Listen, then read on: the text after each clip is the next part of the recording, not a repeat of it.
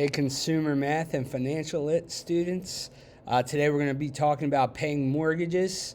We're going to be looking at this chart over here for all of our problems today.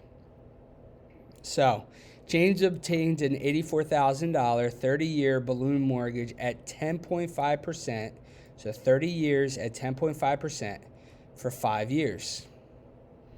How much does James still owe after 5 years? Okay, so what we're going to be looking at is these are the percentage of mortgage principal left after 5 years. So what we're going to talk about is we're going to look at the table. James took $84,000 and he paid a 30-year balloon mortgage at 10.5%. So we're going to find his rate by this way. We look at the first thing we do is we find the rate, 10.5%, and then we go to 30 years. So 20 years, 30 years. So that means that James, we're going to take his original balance, $84,000, and we're going to multiply it by 96.9%. But when we multiply by percentages, we move the decimal 2 places to the left. Remember that. So we get 84,000 times 0.96969, and that's our final answer. That's how much James owes after 5 years. So I'm going to do a bunch of problems with you, and then I'm going to leave the last, I'm going to do 13 problems with you, and then I'm going to leave the last 13 problems for you guys to do on your own. So you'll see. This is a Jamboard. You just use these arrows up at the top to go between the pages. So the first page is here. The second page is here. I'm going to leave the second page for you guys to do, but I'm going to do the first page with you. I'm going to make this just a little bit bigger so maybe it's easier for you guys to see.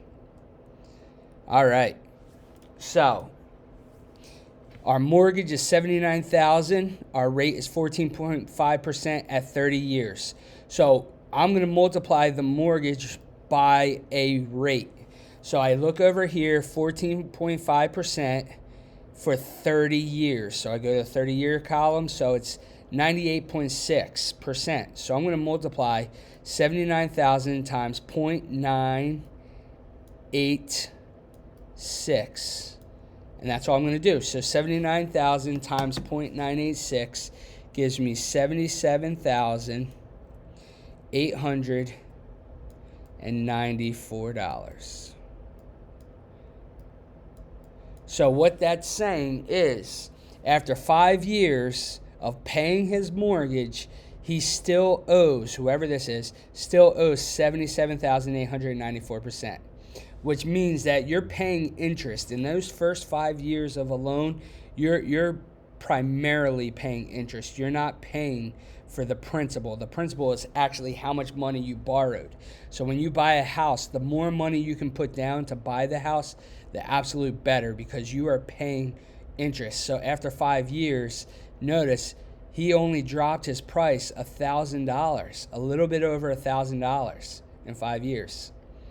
So let's see the next one, 89,000, but we're looking at the rates here, 11.5 at 30 years. So 11.5 at 30 years, so it's right there. So 0.974, so times 0.974, and 89,000 times 0.974 is $86,686. So that's how much he owes. That's how much he has left.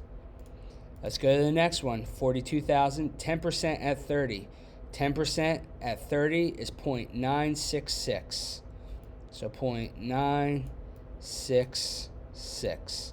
So 42,000 times 0.966 is $40,572. So that's all we're doing. We're finding our rate. Once we find our rate, we just multiply it. So 14% at 30. So I go 14% at 30. So that's 0.984. 0.984. So 64,000 times 0.984 is 62,976.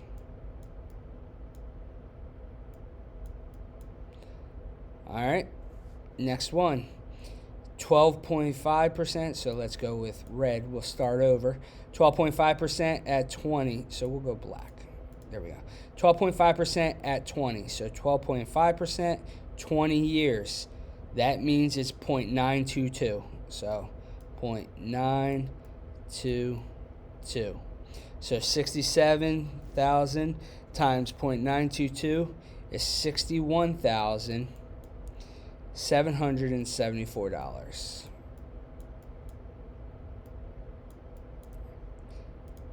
All right. 14% at 30. Well, we already found that. 14% at 30 is 0.984. So I'm going to multiply by 0.984, 98.4%. So 68,000 times 0.984 is $66,912. So then we'll go green. 42,000, 15% for 30 years. So 15% for 30 years, 98.7. So that's 0.987. So multiply 42,000 times 0.987. Excuse me. 42,000 times 0.987 is 41,454.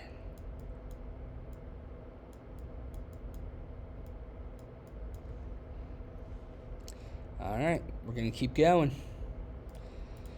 14% at 30 years, 14%, 30 years, 0.984. So we got 98.4, so 0.984. And 55,000 times 0.984 is $54,120.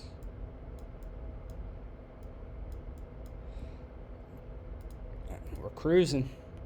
12.5% at 20. 12.5% at 20 is 92.2. So 0.922.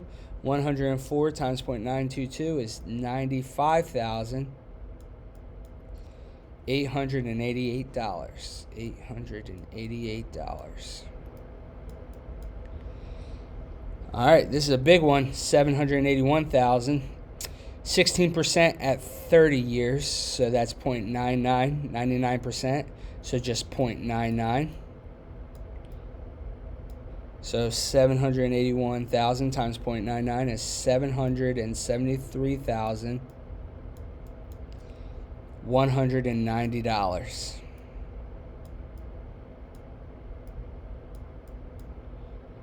I didn't change colors. Oh well. Let's see. 13.5% at 20 years. 13.5 at 20 years is 93.1%. So I'm going to multiply by 0.931. 0.931. So I get $91,238.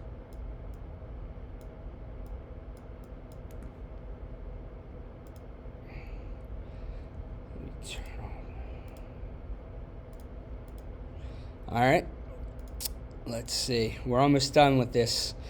10.5% at 30 years. So 10.5% at 30 years, 96.9%. So I multiply by 0.969.